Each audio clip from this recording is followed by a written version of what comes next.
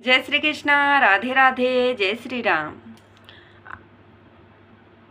श्री हनुमान जयंती जेहेतु आସୁଛି आपण मन को गोटे जिनिसटी मुझे जन दौचे तो निश्चित भाव में करूँ कुशल मंगल रे रहूँ सबु बेले।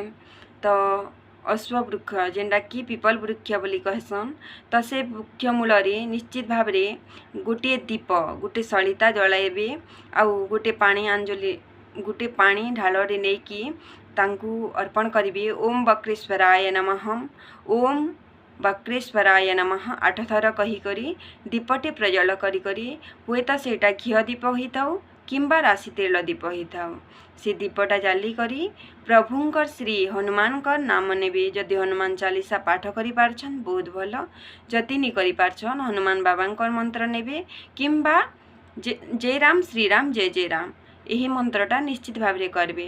तो आपणकर जहाँ भी दुख अच्छे तांको जनाबे निश्चित भाव में आपणकर कुशल मंगल हेबा। जय श्री कृष्ण।